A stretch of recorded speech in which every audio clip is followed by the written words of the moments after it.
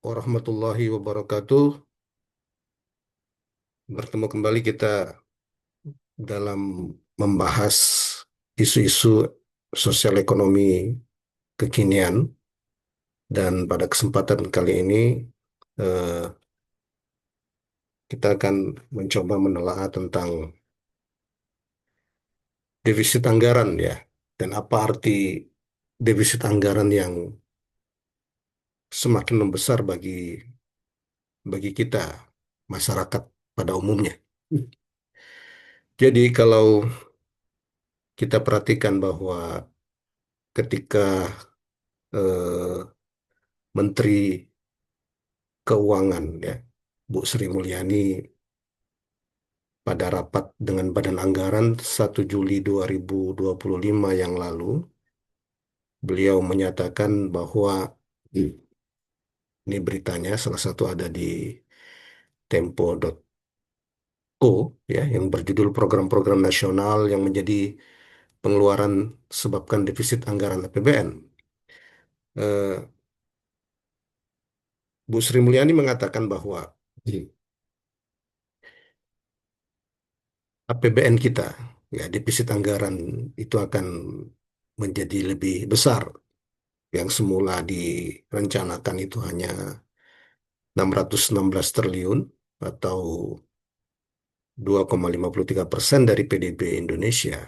Itu tahun 2025 ini defisit itu menjadi membesar, menjadi meningkat menjadi 2,78% dari PDB atau 6,60 662 triliun ya.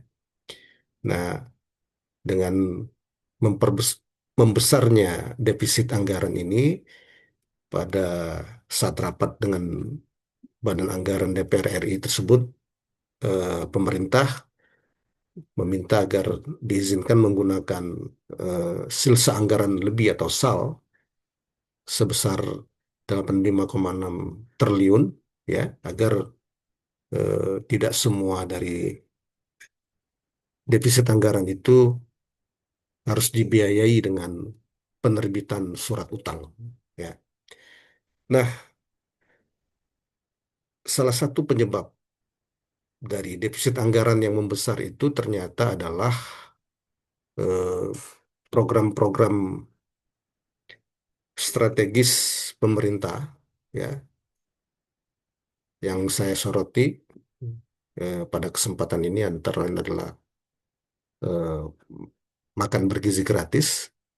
Di makan bergizi gratis ini kalau kita perhatikan ini memiliki dilema tersendiri dan mungkin nanti akan kita bahas pada session yang tersendiri bagaimana makan bergizi gratis ini eh, bisa menjadi apa memberikan mudarat, memberikan apa kesulitan ekonomi kalau tidak dikelola dengan baik karena saat ini saja dia sudah memberikan kontribusi terhadap defisit anggaran ya dan terlebih ternyata kemudian dalam perjalanannya eh,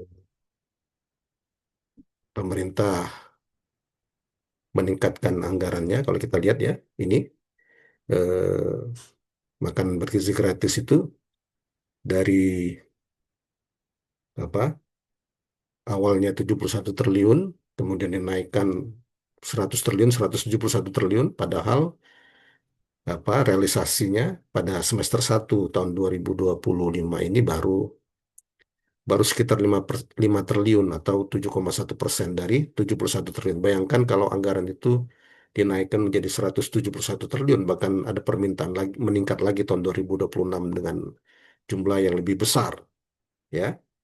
Eh, Pada kenyataannya dalam implementasinya penyerapan anggarannya sangat kecil ya. Setelah berjalan lebih kurang tahun 2025 ini 6 bulan baru menyerap anggaran sekitar 5 triliun dari 71 triliun atau 7,1% ya. Ya, jadi kembali kita kepada isu tentang defisit anggaran. Mengapa defisit anggaran ini menjadi menjadi isu yang yang krusial, yang penting ya. Sebelum sampai ke situ, saya ingin menyampaikan terlebih dahulu bahwa defisit anggaran dalam APBN Indonesia itu telah diatur oleh undang-undang yang namanya Undang-Undang Undang-Undang Nomor 17 Tahun 2003 ya tentang keuangan negara, bahwa batas maksimal defisit anggaran itu yang diperkenankan adalah 3% ya. Dan kita pernah dalam kondisi krisis yaitu kondisi pandemi mengkoreksi batas defisit anggaran ini di atas 3% melalui Undang-Undang Nomor 2 Tahun 2020, dan itu pun hanya dalam rangka menghadapi eh, COVID ya, sehingga berlakunya sampai 2022. Setelah setelah COVID selesai, kembali kepada batas 3% ya. Nah, mengapa defisit APBN itu dibatas dibatas maksimal kan hanya 3%? Ada tiga alasan utama. Yang pertama itu dalam rangka menjaga keberlanjutan fiskal ya. Karena kalau defisit itu dibiarkan membesar, dan kecenderungannya akan membesar kalau dibiarkan berdasarkan diskresi keinginan dari keinginan politik dari negara, keinginan politik dari pemerintah ya. Nah, kalau dia membesar, dia tidak menunjukkan penerimaan negara kita lebih kecil dibandingkan pengeluaran, itu akan menyebabkan ada gangguan keberlanjutan fiskal ya, menyebabkan akan terjadi peningkatan hutang dan beban bunga yang pada akhirnya akan mengurangi ruang fiskal untuk belanja produktif ya, baik belanja dari pemerintah sendiri maupun belanja dari swasta.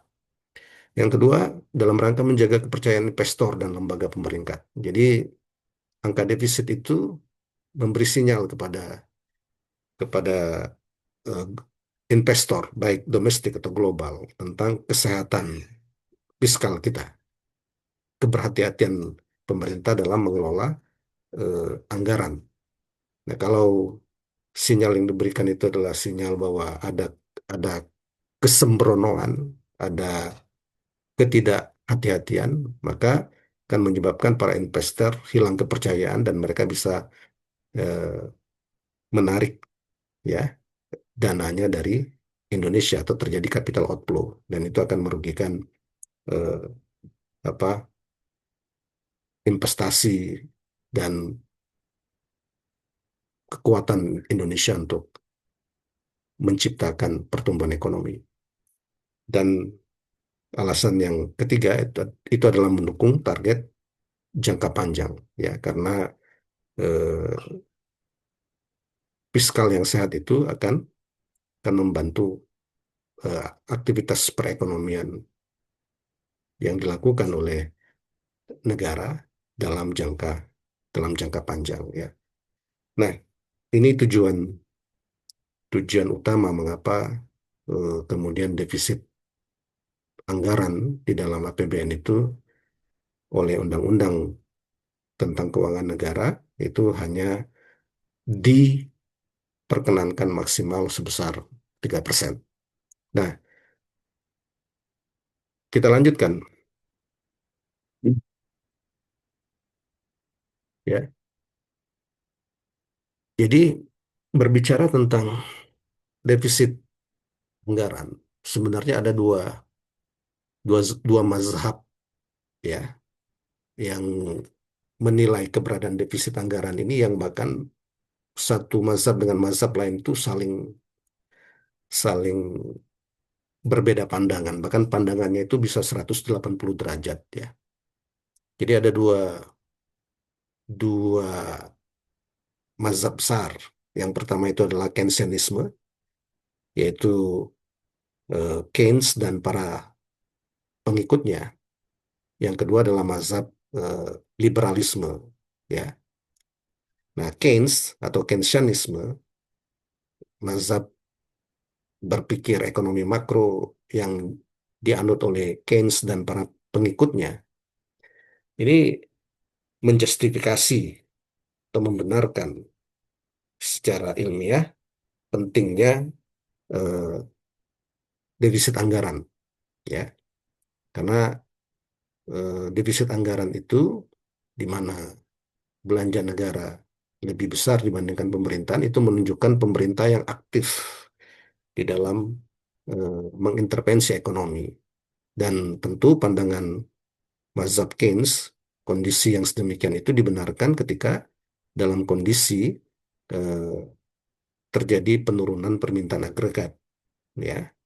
Jadi swasta atau pasar itu tidak bisa berperan optimal di dalam menciptakan eh, pertumbuhan ekonomi, ya. Oleh karena itu kemudian negara mendapatkan justifikasi untuk membantu menciptakan eh, pertumbuhan ekonomi tersebut. Nah, kondisi yang seperti ini biasanya kondisi ketika dalam keadaan resesi, apalagi depresi, ya. Pada saat seperti itulah kemudian eh, mazhab Keynes dan para pengikutnya atau kita kenal dengan Keynesianisme ini memberi justifikasi bahwa eh, negara harus berperan dan oleh karena itu perannya itu ditunjukkan dalam bentuk belanja negara yang lebih besar bahkan di dalam dalam dibandingkan penerimaannya atau melalui defisit fiskal, ya, dalam rangka apa?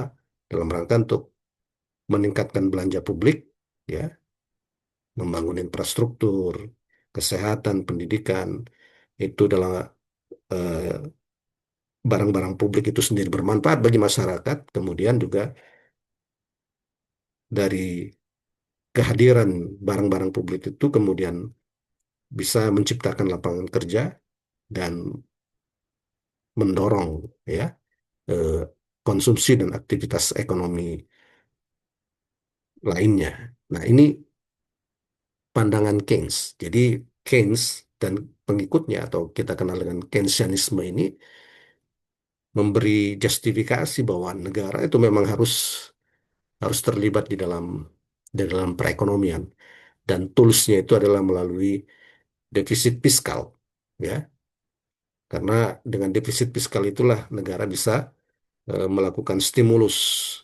perekonomian khususnya pada kondisi-kondisi yang eh, memang diperlukan negara untuk hadir seperti kondisi resesi apalagi kondisi krisis, ya. Begitu juga eh, dalam konteks ini defisit fiskal itu bukan bukan sesuatu yang menjadi dipermasalahkan atau dianggap sesuatu yang buruk atau apalagi dianggap suatu ancaman. Tapi defisit fiskal itu adalah merupakan instrumen untuk pemulihan ekonomi, ya.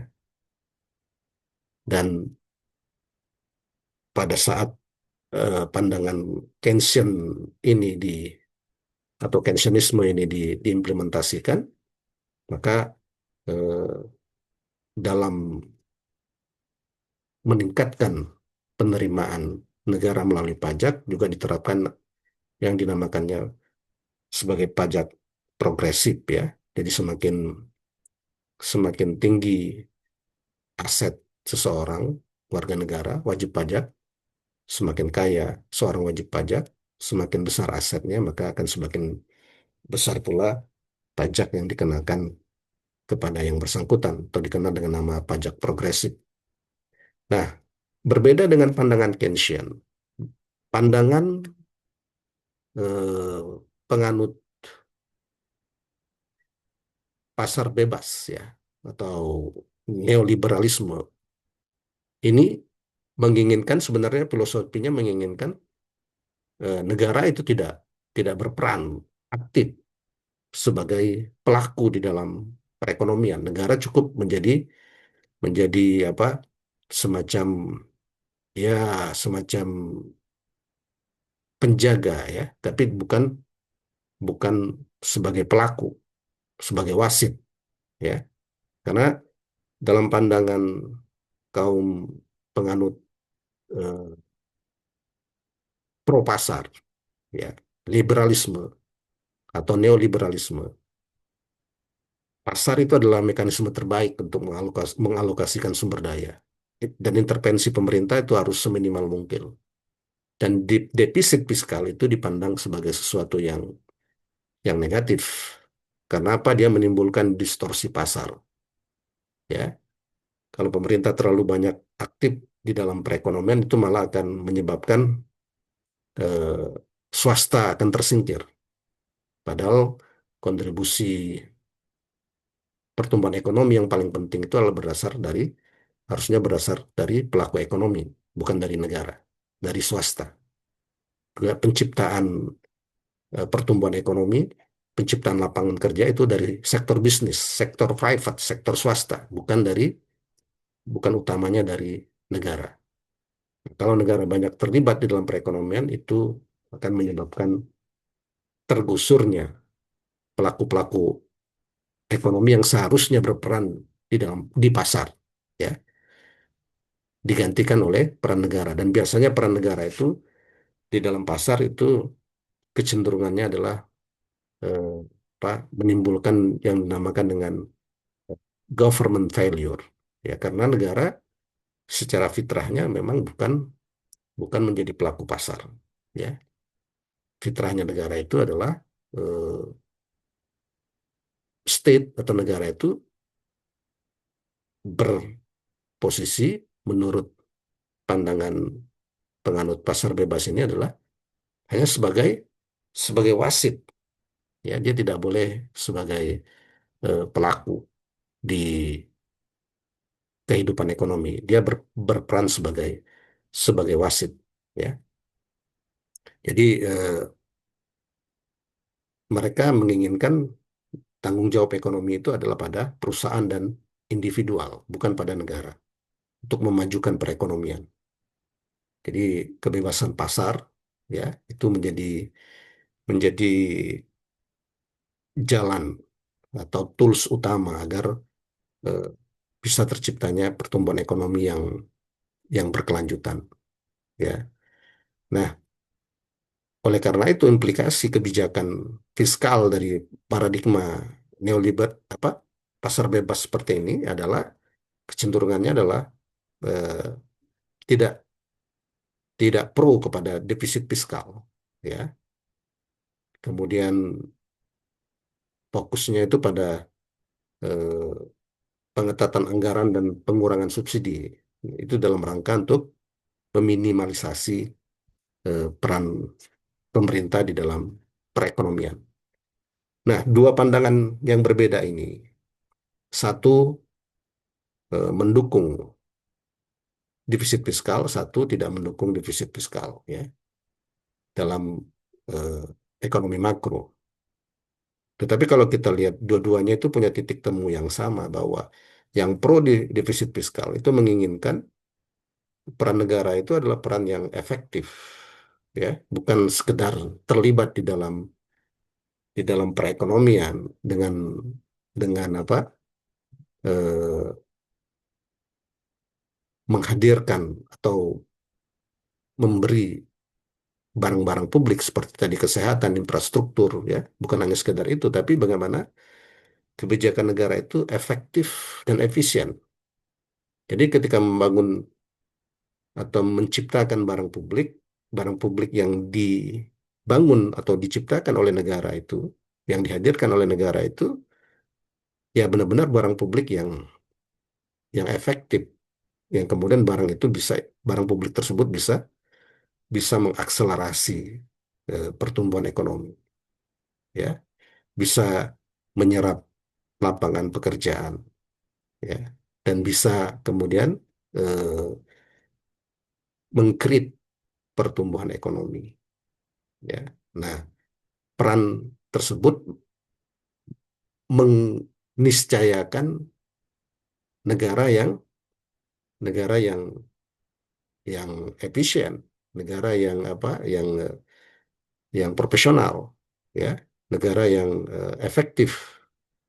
Nah, kalau negara yang berperannya adalah negara yang diliputi oleh inefisiensi, ya, negara yang apa tidak bersih, negara yang penuh dengan korupsi, maka peran itu akan menjadi tidak tidak hadir, ya. Sama di dalam pandangan liberalisme, ya, menginginkan di dalam pasar itu ada efisiensi, ya, tidak ada biaya atau eh, cost transaction yang tidak perlu, ya. Salah satu sumber eh, kons- tingginya cost transaction cost atau biaya transaksi di dalam aktivitas bisnis itu adalah karena adanya perburuan rente atau adanya korupsi. Nah, kedua-duanya kalau kita lihat ini punya titik temu yang sama, baik yang pro kepada defisit fiskal ataupun yang tidak pro pada defisit fiskal itu menghendakkan menghendaki perekonomian yang efisien, itu perekonomian yang bersih dari perilaku-perilaku yang menyebabkan eh, tingginya biaya transaksi.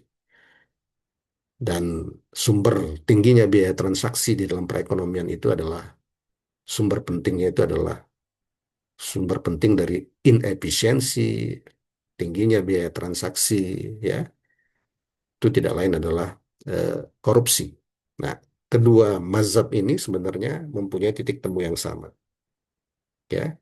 Pasar yang bagi penganut liberalisme, pasar itu haruslah pasar yang efisien, pasar yang biaya transaksinya rendah, ya, pasar yang di dalamnya tidak ada aktivitas perburuan rente, ya, atau aktivitas perburuan rentenya sangat sangat sangat kecil.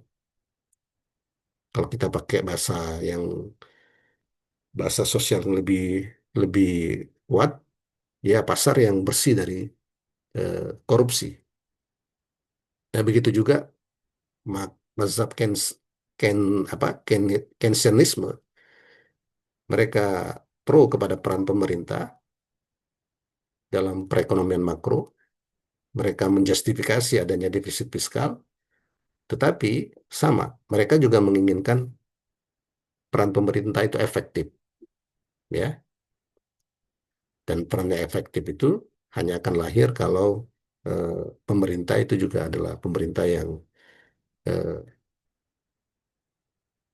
hadir itu adalah mengakselerasi perekonomian, bukan malah menghambat perekonomian.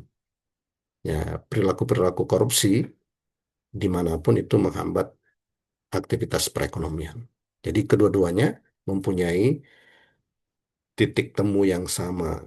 Jadi butuh eh, pasar yang efisien bagi para pelaku eh, menganut pasar bebas, dan untuk itu pasar tersebut harus berbiaya transaksi rendah, dan itu hanya bisa tercapai ketika aktivitas-aktivitas yang bernuansa perburuan rente, korupsi, dan sejenisnya itu tidak terjadi di dalam aktivitas bisnis. Nah, yang kedua, mazhab Keynesianisme menjustifikasi adanya defisit fiskal, peran negara di dalam perekonomian melalui belanja negara yang lebih besar dibandingkan penerimaannya. Mereka justifikasi, mereka memberikan apa justifikasi saintifik, justifikasi ilmiah mengapa itu penting, tetapi mereka juga menggarisbawahi bahwa peran itu akan menjadi efektif kalau negara itu juga negara yang bersih dari apa eh, perilaku-perilaku korupsi. Karena ketika negara itu terlibat dalam perekonomian, kemudian membawa perilaku-perilaku inefisiensi, perilaku korupsi di dalam aktivitas negara di dalam perekonomian itu kita katakan tadi akan menimbulkan eh, beban, ya, bukan mengurangi beban, bukan menghadirkan eh, pertumbuhan ekonomi, malah sebaliknya akan menekan pertumbuhan ekonomi yang berkelanjutan dan dalam jangka panjang, bukan menciptakan lapangan kerja, malah akan menghilangkan lapangan kerja. Nah, dua-duanya punya titik temu yang sama, yaitu menginginkan sistem yang bersih dari inefisiensi, sistem yang bersih dari korupsi, ya, sistem yang bersih dari tingginya biaya transaksi di dalam sistem tersebut. Baik, kita lanjutkan. Ya, jadi ini kira-kira perbandingan antara dua mazhab yang melihat tentang defisit anggaran, yaitu Keynesianisme dan neoliberalisme. Ya, bagaimana peran pemerintah dalam Keynesianisme dijustifikasi, harus aktif melakukan intervensi fiskal dan moneter, tetapi dalam neoliberalisme tidak. Mereka menginginkan peran pemerintah yang minimal, hanya sebagai regulator. Dalam Keynesianisme, defisit anggaran itu sebagai dijustifikasi, dibenarkan sebagai alat pemulihan ekonomi, ya. Tetapi dalam pandangan neoliberalisme, defisit fiskal itu sebagai beban fiskal yang harus diminimalisasi, yang harus dicegah, yang harus dihindari, ya. Nah, ini tadi telah kita bahas ya tentang perbandingan antara dua mazhab eh, ekonomi besar dalam memandang keberadaan dari defisit fiskal. Sekarang kita akan melihat mengapa atau bagaimana sebenarnya implikasi dari meningkatnya defisit, ya, defisit anggaran, ya, eh, dari PBN itu terhadap kehidupan kita sehari-hari. Nah, yang pertama, defisit anggaran itu punya implikasi akan menaikkan harga atau inflasi. Nah, ada dua proses, ya, ya, penyebab inflasi ini. Yang pertama ini adalah karena untuk mendanai defisit anggaran, pemerintah itu akan mencetak uang atau berutang, ya, akan pemerintah akan menerbitkan surat utang. Surat utang itu akan dijual kepada publik, ya. Pemerintah mendapatkan dana dari situ. Nah, dampaknya kemudian karena dana yang di pemerintah dapatkan itu kemudian dibelanjakan, ya, kita akan meningkatkan uang yang beredar. Nah, peningkatan uang yang beredar itu menimbulkan inflasi. Ini bentuk inflasi eh, yang pertama yang akan dirasakan ketika defisit anggaran itu terjadi. Jadi masyarakat akan merasakan eh, kenaikan harga-harga sebagai konsekuensi dari defisit anggaran, ya, yang diambil oleh negara, ya. Nah, inflasi yang kedua yang akan terjadi, bentuk inflasi yang kedua, ya, itu inflasi karena yang dikenal dengan fenomena import inflation, ya. Inflasi karena barang-barang import itu menjadi menjadi lebih mahal ketika dikurskan ke rupiah. Mengapa itu terjadi? Karena dengan meningkatnya defisit anggaran, ya, itu akan dinilai oleh para investor, ya. Kalau mereka menilai kenaikan defisit anggaran itu mengindikasikan, ya, kondisi yang tidak kondisi perekonomian Indonesia yang eh, apa tidak kondusif, ya. Kalau mereka mengkhawatirkan bahwa nanti eh, pemerintah akan kesulitan melakukan pembayaran hutang dan seterusnya, ya, banyak sekali penyebab eh, yang menimbulkan ketidakpercayaan investor. Nah, itu akan menyebabkan mereka membawa, ya, modalnya itu dari dalam negeri Indonesia ke luar negeri, ya. Mereka akan membuat capital itu keluar dari Indonesia, ya. Uang itu keluar dari Indonesia atau dikenal dengan istilah capital capital outflow. Nah, dampaknya ketika capital outflow itu terjadi, maka rupiah akan mengalami pelemahan atau depresiasi. Ketika rupiah mengalami pelemahan, maka ketika barang-barang impor itu kita beli dari luar negeri dan kita tahu ada ya, 70-an% raw material dari eh, aktivitas produksi di Indonesia itu adalah impor. Nah, dampaknya ketika barang impor itu masuk ke Indonesia karena kurs rupiahnya melemah ya, maka ketika dinilai kita membelinya dalam dolar, ketika dinilai dalam rupiah itu menjadi lebih mahal. Nah, itulah yang menyebabkan inflasi karena barang impor atau dikenal dengan nama import inflation dan itu terjadi karena rupiah akan semakin melemah kalau defisit anggaran itu terjadi ya. Nah, jadi yang akan dirasakan oleh masyarakat umum seperti yang saya katakan tadi ada dua fenomena inflasi yang akan terjadi. Yang pertama inflasi karena memang money supply-nya bertambah. Yang kedua inflasi karena eh, barang-barang yang diimpor menjadi lebih lebih mahal akibat terjadinya depresiasi atau pelemahan nilai tukar rupiah. Ya. Nah, kemudian dampak yang lain itu akan terjadi kenaikan suku bunga dan biaya kredit. Mengapa terjadi kenaikan suku bunga? Karena ketika defisit, ya defisit anggaran, pemerintah tentu harus mendanai defisit tersebut, ya. Karena pajak yang diterima tidak mencukupi, maka solusi untuk mendanai defisit itu, ya, adalah dengan menerbitkan surat utang, ya surat utang negara.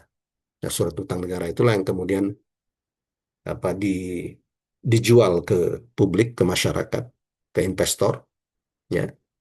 Nah, tentu agar surat utang itu publik bersedia membeli surat utang itu harus ada imbalan yang lebih yang lebih baik dibandingkan kalau uangnya disimpan di bank, ya kan? Jadi kalau surat utang negara itu tidak memberikan imbalan yang lebih tinggi dari bunga bank, tentu dampaknya ya surat utang negara itu tidak menarik orang untuk membelinya. Nah, agar menarik orang untuk membelinya, maka imbalan dari surat utang negara itu harus lebih tinggi dari eh, suku bunga perbankan. Nah, itulah yang menyebabkan nanti suku bunga itu menjadi lebih tinggi dan dampaknya apa? Dampaknya adalah itu akan menyebabkan em, ekspansi swasta ya menjadi terkendala karena mereka menjadi menjadi lebih sulit untuk mendapatkan akses eh, perbankan untuk modal bisnis mereka karena biaya biaya untuk peminjaman uangnya menjadi lebih tinggi karena suku bunganya naik. Nah, artinya apa itu bagi kita ya, bagi masyarakat. Nah, dengan defisit apa anggaran tadi itu akan menyebabkan ya swasta atau bisnis swasta untuk melakukan perkembangan, pengembangan ya usahanya menjadi lebih sulit untuk akses akses modal dari eh, apa lembaga-lembaga keuangan Indonesia karena suku bunganya akan menjadi lebih tinggi. Nah, artinya itu apa? Itu juga menjadi eh, tantangan tersendiri pada saat situasi kita membutuhkan apa perluasan bisnis swasta agar bisa menyerap tenaga kerja ya untuk mengurangi pengangguran. Ya, implikasinya eh, dari defisit itu adalah akan menaikkan suku bunga dan ketika menaikkan suku bunga itu akan menyebabkan eh, swasta menjadi lebih sulit untuk mendapatkan akses modal dari lembaga-lembaga keuangan yang ada, ya. Nah, dan itu akan berimplikasi semakin mempersulit untuk menyerap atau mengurangi eh, tenaga-tenaga kerja yang di PHK atau yang menganggur. Nah, ini adalah tantangan tantangan tersendiri ketika defisit APBN itu menjadi menjadi lebih besar. Ya, artinya ketika defisit APBN itu lebih besar, itu akan tantangan untuk apa swasta untuk berekspansi, swasta untuk menyerap lapangan pekerja baru juga menjadi akan lebih sulit. Ya, di satu sisi eh, negara sendiri memberikan lapangan pekerja baru bagi masyarakat, ya tidak mudah, ya, tidak mudah karena implikasinya kalau mau eh, misalnya meningkatkan jumlah pegawai lagi untuk diterima, untuk defisitnya akan semakin membesar. Nah, dilema hal yang seperti ini yang akan apa terjadi ketika defisit anggaran itu menjadi membesar, ya. Ya, penurunan nilai tukar rupiah tadi telah saya sampaikan, dan ini implikasinya juga inflasi, dikenal dengan nama eh, apa import inflation, ya. Dan tentu defisit anggaran itu akan berimplikasi pemangkasan belanja publik, ya. Ya, karena pemerintah, ya, dengan adanya defisit defisit apa defisit anggaran itu harus konsekuensinya harus mengurangi anggaran sektor penting yang lain, ya. Ya, untuk kepentingan mendanai MBG misalnya, ya, ada sektor-sektor anggaran penting yang lain yang harus dikurangi. Kalau tidak dikurangi, defisit anggarannya bahkan akan menjadi lebih besar lagi, ya. Ya, misalnya untuk dampaknya misalnya, ya, apa eh, subsidi negara untuk pendidikan menjadi berkurang, ya. Ya, mahasiswa-mahasiswa misalnya akan merasakan UKT, ya, biaya biaya kuliah, uang kuliah itu akan naik misalnya. Itu salah satu konsekuensi dari defisit fiskal, atau eh, subsidi kesehatan, ya, oleh negara juga akan berkurang.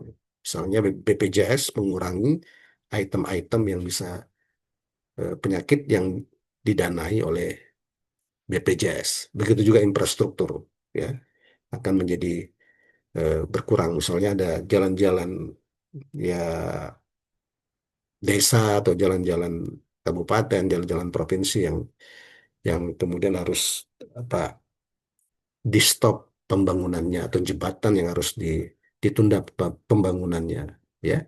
Nah, ini adalah konsekuensi ketika eh, defisit APBN, defisit anggaran, ya, itu menjadi membesar, ya. Konsekuensi terjadinya pemangkasan belanja publik, ya. Nah, kemudian ada fenomena efek crowding out, ya. Sebenarnya tadi setelah saya jelaskan, ya. Jadi crowding out itu, ya, karena untuk mendanai defisit anggaran itu pemerintah menerbitkan surat utang, ya.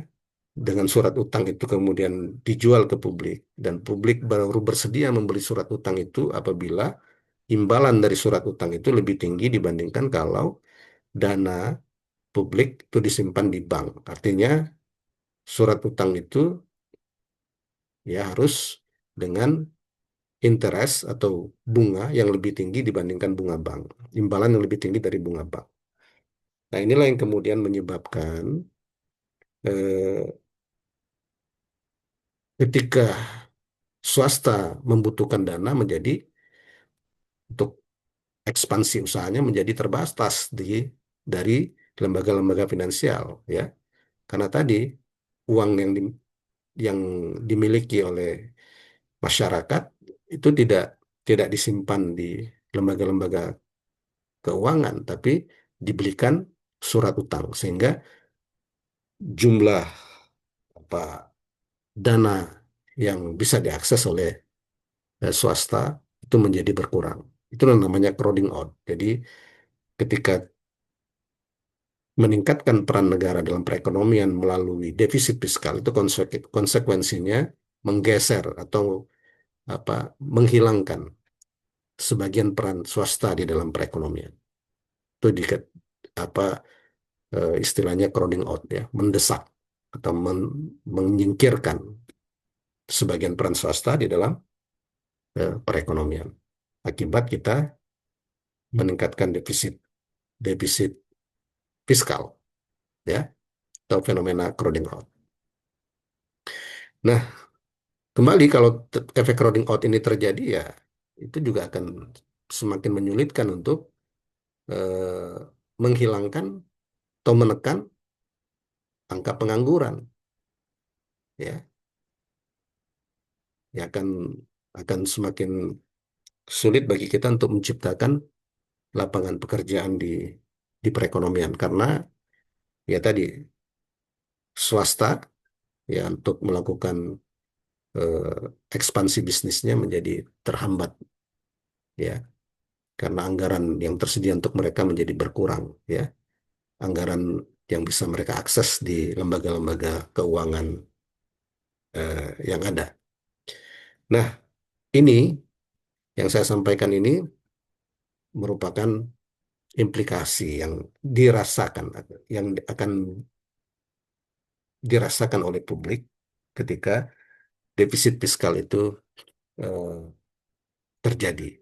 Nah, kalau defisit fiskal ini menjadi sesuatu yang berkelanjutan terus-menerus dilakukan oleh pemerintah, ya, yaitu akan terus menambah utang negara, dan pembayaran utang itu akan menggerus anggaran bagi generasi yang akan datang, sehingga generasi ke depan, ya, itu akan menanggung beban fiskal, ya, mereka tidak tidak bisa lagi anggaran APBN itu apa menghadirkan atau memberikan barang-barang publik yang dalam jumlah yang memadai, yang berkualitas bagi masyarakat, ya. Generasi yang mendatang akan merasakan eh, apa kesulitan, ya, yang mereka rasakan, kesulitan, misalnya kesulitan untuk mendapatkan pendidikan yang murah, yang berkualitas, kesulitan untuk mendapatkan kesehatan yang murah berkualitas, ya, ya, karena tadi anggaran negaranya sudah terbebankan untuk kepentingan membayar hutang, membayar eh, bunga, ya, bunga hutang, ya, yang sehingga eh, untuk kepentingan menghadirkan atau memberikan barang publik kepada generasi mendatang itu akan menjadi semakin semakin kecil. Nah, itu kalau dilakukan defisit fiskal dilakukan terus-menerus, itu akan menimbulkan beban, ya, bagi generasi yang akan datang. Nah, jadi teman-teman, ini yang dapat saya sampaikan terkait eh, defisit fiskal ini dan konsekuensinya bagi kita, ya, apa yang akan kita rasakan.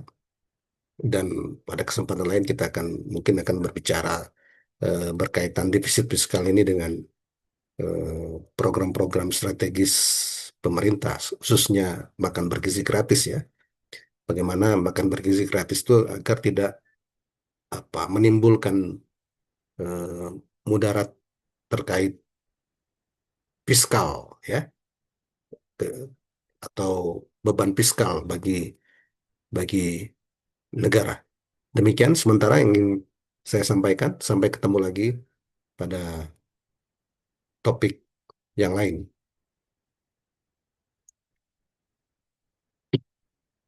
Assalamualaikum warahmatullahi wabarakatuh.